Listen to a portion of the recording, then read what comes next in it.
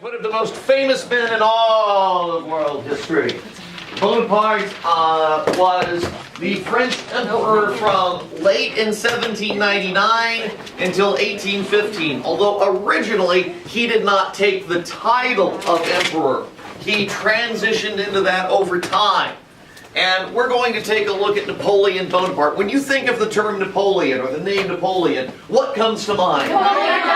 Napoleon Dynamite. Yes, pop culture rules. He's 41.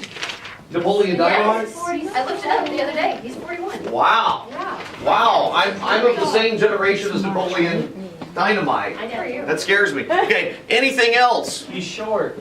We think of him as being short, but he's really not that short. Let me show you something. He's 5'7". We're coming back. We're going to show you something. Look at this. 5'7". Napoleon, well, what I have is he's 5'6", but if you look at him in relation to world leaders just a few years ago, he wouldn't have been really that short. He was shorter than the French president at the time, Nicolas Sarkozy. Napoleon was 5'6", which is not great, but you know why he's always thought of as short? I don't know. The reason is he was always surrounded by the old guard, which is going to be like the toughest French soldiers, and they were always, to be in that, you had to be over 6 foot tall. So they always had like the biggest, toughest ones. Yeah, so everyone would be your size or bigger around him, so he looked like a midget. So he's not really, he really wasn't as short as what everybody thought. But everyone did associate with him being short. Anything else that you think of when you think of Napoleon?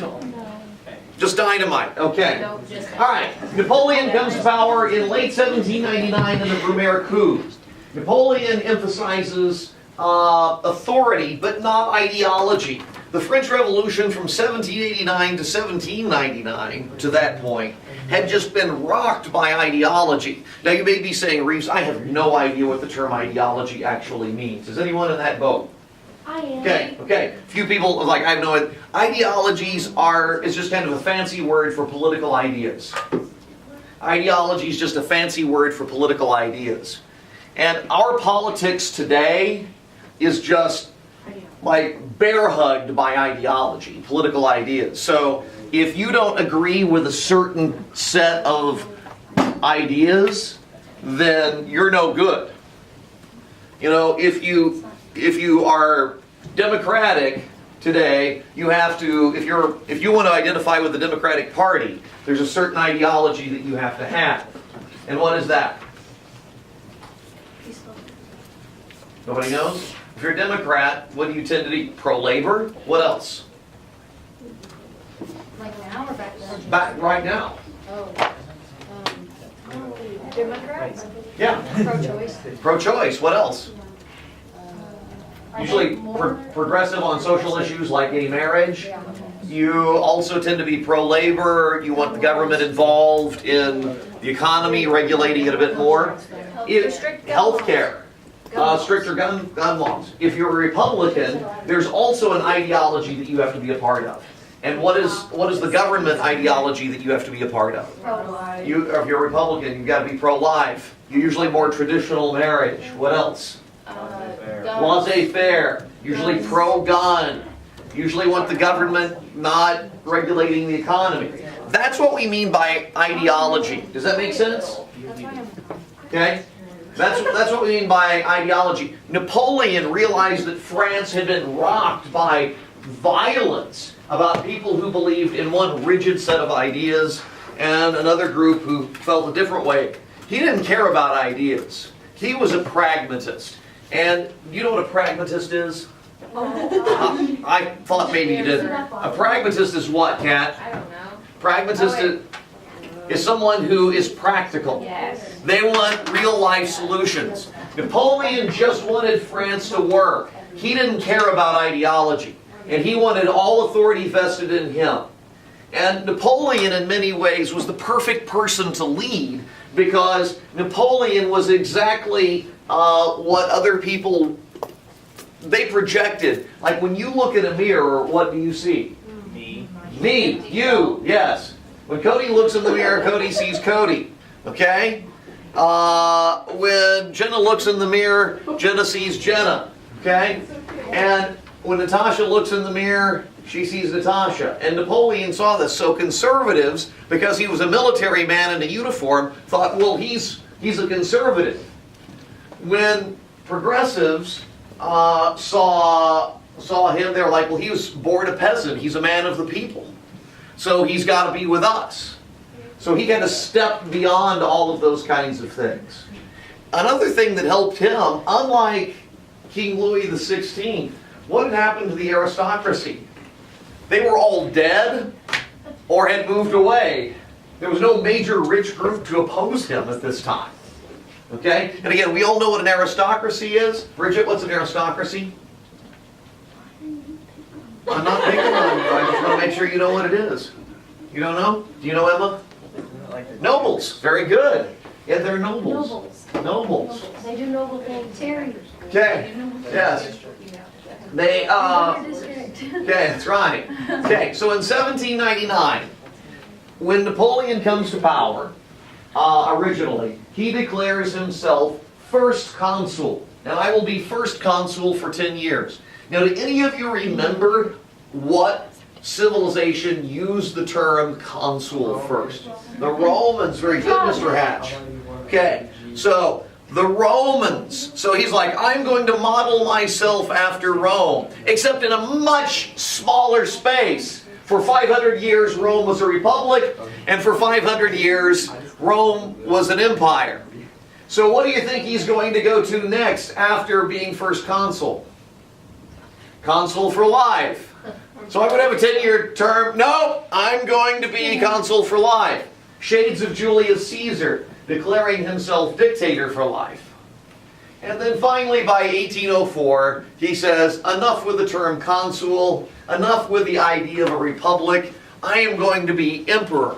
And not only am I going to be an emperor, I'm going to be a hereditary emperor. And what does a hereditary emperor mean? Like his children. I'm going to pass it on to my baby child. I'm going to pass this on. What's the difference between an emperor and an absolute monarch? Nothing. Nothing. Okay? So we've come full circle. Now Napoleon says he's saving republicanism and nationalism, but in reality he's not. This kind of encapsulates this painting by Jacques-Louis David. Last name, all you need to know is the name's spelled like David in America. Triggered. David, but it's David. Napoleon invites, and actually if you go to the Louvre, which is probably the most famous art museum in the world, it's Louis the 16th's palace in France that was converted into an art museum and still is. And it's awesome if you ever get a chance to go. I have. And the saddest thing about it is it's so huge and so expansive that if you have 2 days to go there, you're just going to skim the surface. I mean, you need like a week to go. But it was cool. One story about the Louvre, I'll tell you. There is a very famous Rembrandt painting that I have seen like in every history textbook I've ever had. There are so many like incredibly famous paintings that when I went to this back area trying to find a men's room, this Rembrandt was just like right by the janitor's closet, way far away from everything else. I mean, it's like everything there, you're like, oh my gosh. There's Hammurabi's Code Stella, which I touched when I was there. There was Winged Victory from ancient Greece. There's the Mona Lisa. And there are 2 of these huge paintings. David painted it in 2 separate ways. Thank you, ma'am. Have a nice day. Yes. We just fill out the rest. And you got my signature. Okay. But David painted 2 of these. One showed the Pope who came to Paris to crown him. Crowning him. And then the other painting was exactly how it happened. And this tells you exactly what Napoleon was. Now, of course, the Pope is the head of the Roman Catholic Church. You know, God's anointed, all of this. He was supposed to come and crown the Pope, crown Napoleon emperor. But this shows you the ego that Napoleon had. Napoleon went, and as the Pope stood up, went over to the Pope, snatched the crown out of his hands, and placed it on himself. Now, what does that tell you about Napoleon? He's just like himself a lot. Narcissist. He's self-centered, he's a narcissist. He's like, I do not need some stinking poop type of man to crown me. Who has the authority to crown me? Person in the mirror. Me, the man in the mirror, as Michael Jackson would say. I love that story. Yes. Well, right now it's getting a little sketchy. Yeah, yes. So, Napoleon crowns himself. And this painting, by the way, at the Louvre is huge. It's basically the size of this wall right here. And David did 2 of them because he didn't want to get killed. Napoleon, whichever one you want, man. You're writing the check. Now, Napoleon was pretty smart. When he came to power, he realized one of the big problems that the Jacobins and the radicals had is that they had PO'd one of the biggest, or upset one of the biggest groups that had a 1,000-year plus following in France. That is Catholic Christians. Why do you want to upset the Catholic Christians? You don't. So what he does is makes a concordat, which is a fancy word for peace treaty with the Catholic Church in 1801. And here are the things that he does. And he gets a good deal with the Catholic Church. Okay? The Pope at the time is Pius the VII, and Pius the VII's the one that he snatches the crown out of his hands in 1804 as well. Napoleon is going to say, all right, Catholic Church and Pope Pius the VII, I will make Catholicism the preferred religion of the state of France. Oui, oui. However, because keep in mind, what had happened to the Catholic Church in France? It's the Temple of Reason. Temple of Reason. They lost everything. They'd lost their lands, they'd lost their ability to appoint clergy, they had even lost the churches themselves. Okay? But Napoleon is going to say, but I will tolerate Protestantism. So, we support Catholicism, but we're going to allow Lutherans and Calvinists and Protestants. And this was one of the huge things for the Catholic Church. We're going to give you back the refractory clergy. And if you recall, what was the refractory clergy? Now, those are the clergy who had refused what? They'd refused to pledge allegiance to the National Assembly and the French government. So, those that hadn't been guillotined were allowed to come back and take their posts. But here's the kicker. Napoleon says, that's great, you can bring them back, but there's one difference. Now, every priest, every bishop, every archbishop that's in France, guess who's paying their paycheck? I am. This would be a better impression. I am. He said he wasn't short. Well, he's shorter than you, Cody. Ha ha ha. Yeah, he's between... He's my height. You're 5'6"? Yep. Okay, good. He towered over me. So, really, who are you going to be loyal to?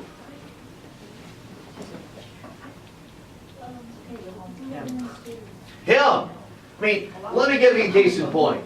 When I have taught adjunct classes for MOBAB or Mineral Area College or St. Louis University or wherever, Jefferson College, you usually get a, you know, if it's not during the day, but it's a night class or an evening class, weekend class, you get a stipend of maybe $1,500 for teaching for a semester, $1,500.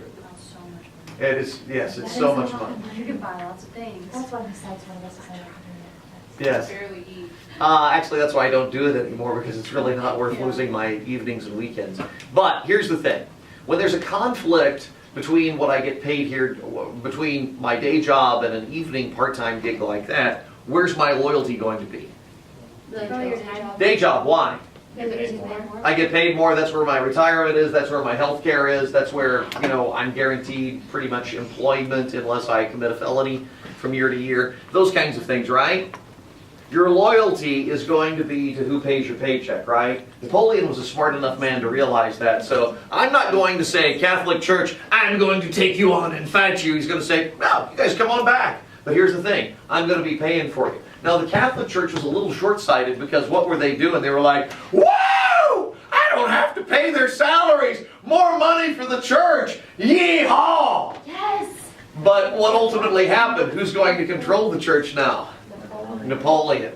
Okay? Okay, so Napoleon's smart on that. And guess who's going to nominate all new bishops? He's not throwing out the old bishops. But anyone that knew, he's going to have to say, they're okay by me. And you might say, why do they have to be okay by him? What does he care about religion? He doesn't. But he does care about this. What was one of the biggest mass means of communication? Sunday sermons and homilies. Because it was a very religious place, particularly in rural France. Remind 101. Yeah, it was their Remind 101 back then. So if you controlled the church and what the priest was saying in his homily or weekly sermon, you're going to be okay. Now, here's the part, you might say, well, what's the Catholic Church getting out of this?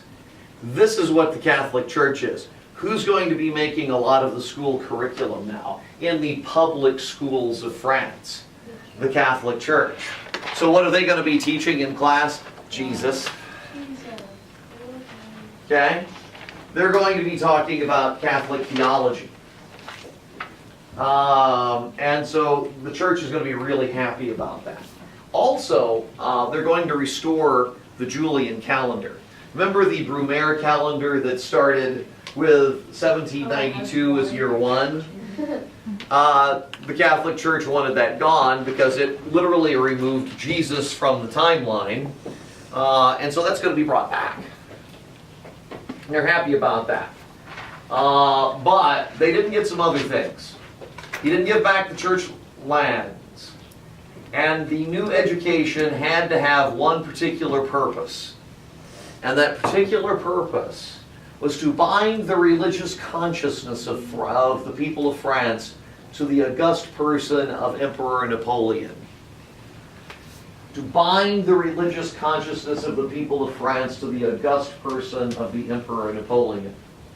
Napoleon was a student of history.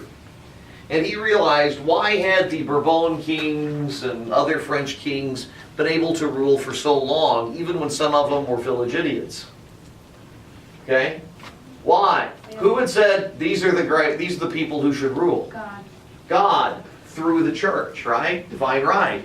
Napoleon's like, hey, I'll let you teach everything in school. You want to teach about purgatory? You go for it. You want to teach about Catholicism and Thomas Aquinas and all of those Catholic doctrine and transubstantiation, the seven sacraments, that's great. But what does all of that need to come to a point with? That I'm God's man to rule France.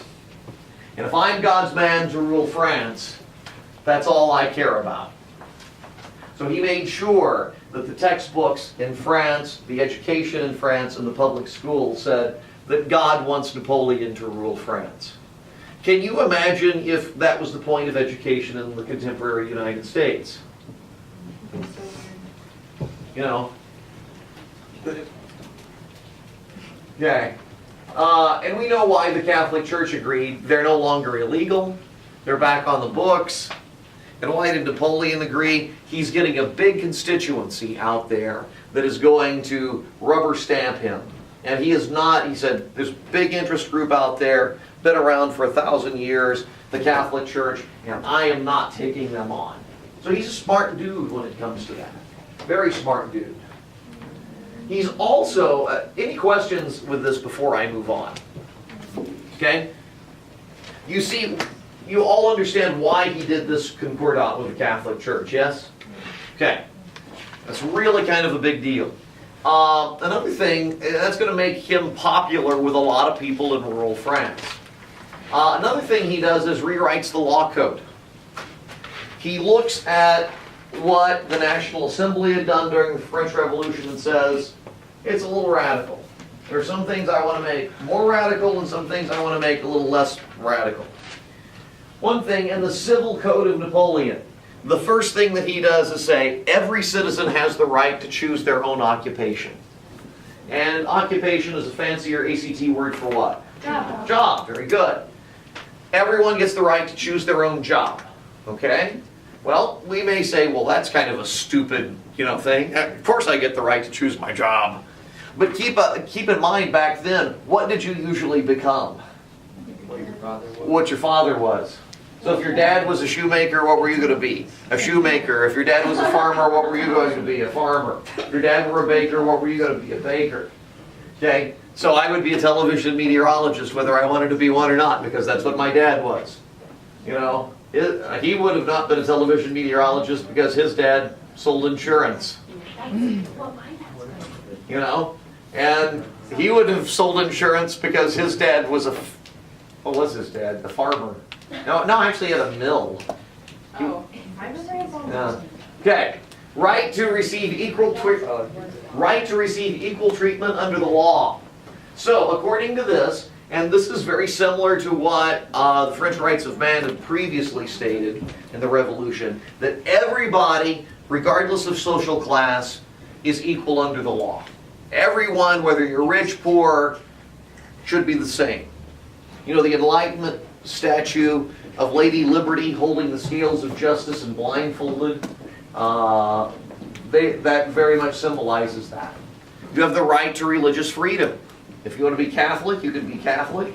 If you want to be Protestant, you can be Protestant. If you want to be an atheist, you can be an atheist. They allowed that. Yep. If you want to be a druid, be a druid. They don't care. Now, this is where it starts getting more conservative. During the French Revolution, there had been movement toward equality between the genders. We took away the title of Mr. and Mrs. and went to citizen. Well, this is going back to a male-dominated society. Because Napoleon's vision, now that he's the emperor, is that a family is like a mini empire. And who's the emperor of the family? The daddy. So the father is going to be the absolute ruler of the family. Yeah. So he's getting a little bit more back into this. Other things that happen is he's going to establish, which seems very basic to us, but one of the big functions of law today is contracts. I mean, if you buy a house, what do? There's a contract that's in the sale that's come up. If you are hired for a job, there is a contract that you sign for the most part. And civil law in France is going to be statute-made law. Statute-made law. That is, it's going to be issued by the government. In the English tradition, law is made not only by the legislative branch, but basically by legal traditions made by judges. That's common law. The Civil Code of Napoleon, which influenced almost all of European law afterwards, is, except English law, is going to be statute-made law. That is, it's made basically by the government, by the legislative branch. The judges basically have less interpretive power than they do in the English system. And why do we care about the English system? Well, that's what we're based on, basically. Okay, this is one of the most interesting things, frankly, I think about Napoleon. He was one of the first major world leaders who learned how to manipulate others. Yeah, manipulating others Napoleon style. Okay, this is perhaps one of my favorite quotes of all time of any sort. It is with trinkets and baubles that mankind is governed. It is with trinkets and baubles that mankind is governed. And let me give you a case in point of this. How many of you in here went to an elementary school in the Farmington R7 district? Okay? Okay. Now, how many of you participated in a reading counts program and read books, took reading counts quizzes so you could see your name painted on a wall? I got to move my star. Uh-huh. Yeah. Uh-huh. Now, Folks, one of the things that always surprised me, because I'm old enough, I've been in this district long enough, is I remember when they started this, and I remember telling a librarian that no kid is going to read books just so they can have their name painted on the wall, and in 5 to 10 years have it painted over. I mean, nobody's that stupid.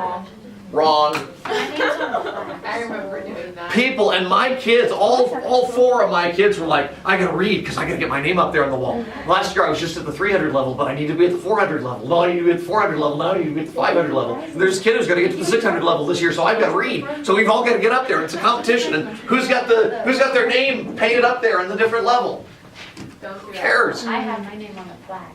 You got your name on a plaque. There you They go. gave us a trophy at the end of the school year. Now, Did you get I never read that. No. Now, again, you might be saying, Reeves, let's say, yesterday, seniors, you may have gotten an email from Debbie Hughes in the Counseling Center about honor cord applications. Oh, we Yeah. did? Yeah, I didn't. Pick them up on Monday. pick them up on Monday.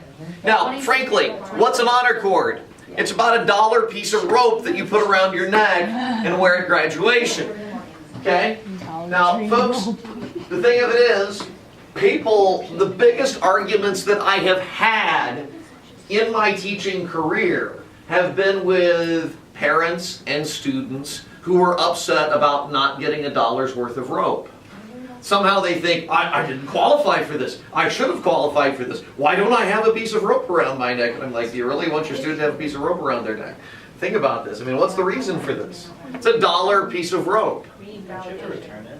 What's that? Don't you have to return it? No. You get to keep your You get to rope? keep your rope. Oh, this is a game. Because the requirements for the yearbook one is you have to be in it 3 to 4 years, and I was in it 3 years and had 2 leadership positions, but Vader's not letting me get it because I. See, this is what he's talking about. So See? I was like, Yeah. I'm telling you, I'm and mad. at the end of the day, you might say, well, Reese, why are you talking about this with Napoleon? Napoleon is the one who invented the medal. So, in France, they were drafting 3/4 to 1 million people each year to go serve and fight in the army. And folks, why would you want to go be drafted, go put your life on the line to fight and die for the emperor? Well, Napoleon realized that people were willing to do that for external validation. And Abby, what's external validation? You have something like, To show. yeah, like to show that you did something so that people, yeah. So It's that- pride, it's trophy, it's like, hey, I have external validation. As someone with a PhD in history, I'm all about external validation. Okay? Because people always want their honors. I want everybody to know this, or I want people to know that about me. External validation, there's internal motivation and there's external motivation. Internal comes from you inside. External is you do this because you want others to know you're awesome. And Napoleon realized that if he gave people little tin trinkets, if he gave people little pieces of rope, worthless little baubles, they will fight and die for him. And folks, that's how we motivate students. Yeah. So if you read, you're not reading because you want to read and read all of the Harry Potter books necessarily. It's because you want your name painted at Washington Franklin or at Jefferson. Okay? Did Roosevelt do that? I'm sure they did too. Jefferson did that. Jefferson, Okay. they wrote your name on the wall. You need to take all of these yearbook classes so you get the yearbook honor cord. Okay? You get the rope. Okay? So he basically, folks, is going to create the Legion of Honor and this era of notables where if you serve, you're going to be in a parade, you're going to get a certain rank, you're going to get medals and commendations.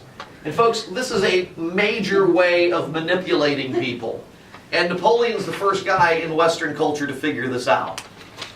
And it happens all the time. Okay. And like I said, most of these are worthless trinkets.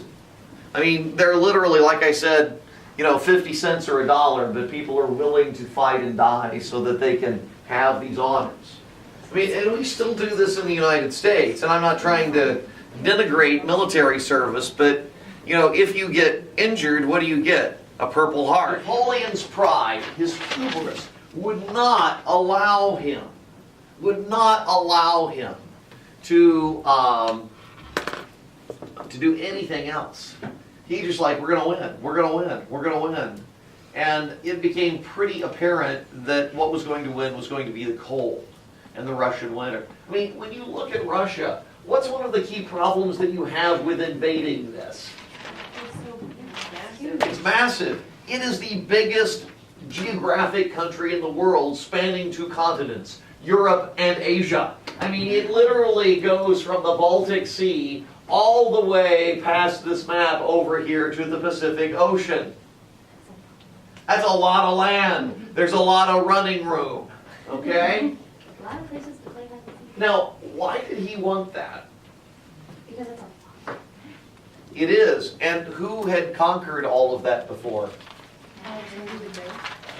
Oh, no, he went down this way. Nobody.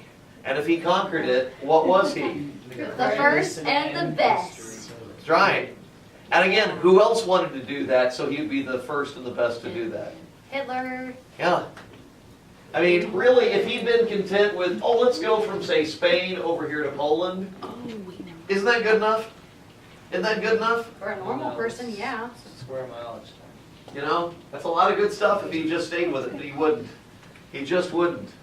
Now, if you really want to get a sense of what this is about, folks, you want to make sure and take a look at Tchaikovsky's 1812 Overture, okay? Peter Ilyich Tchaikovsky did the 1812 Overture. And I don't know if you're familiar with it, but it really describes what the whole Russian campaign was. No, usually I'm Beginning, looking. folks.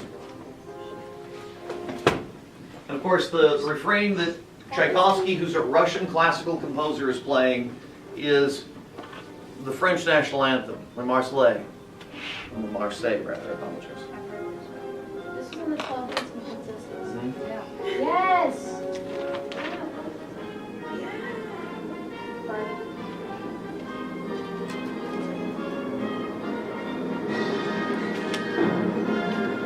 The fight's going on, the cannons are being shot, boom, boom, boom, boom, boom. And initially, at the very beginning, it seems like the Russians, or rather the French, are going to be victorious. Is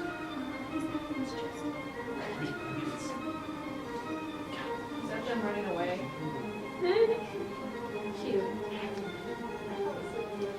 You see this long descend? We're playing this. The cold winter setting in.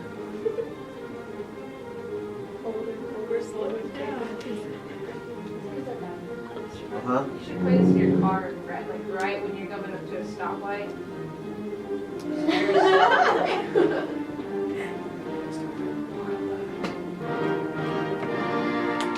Church bells are chiming in Russia, signaling victory.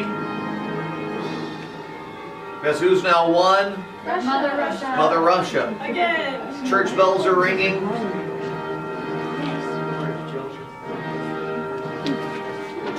Okay.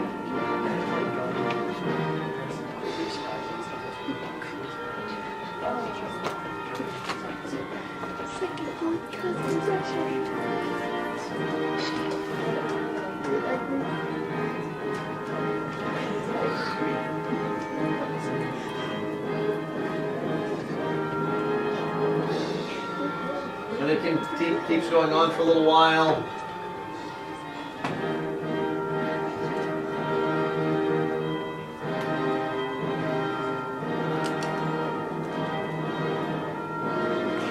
Then the refrain changes from the leitmotif of the French to this.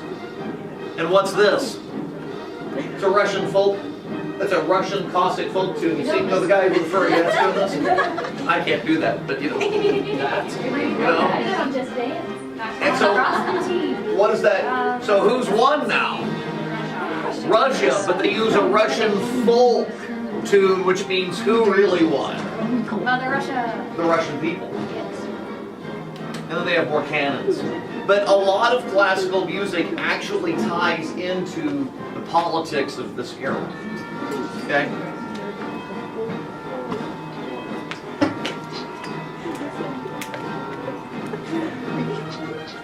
Have you ever seen Daddy's Daycare? Yes. Whenever they They're played like this. throwing all the I was toys watching that. and they're like beating the broccoli. This is the song that's playing. They're like beating the Okay, we will stop there for today.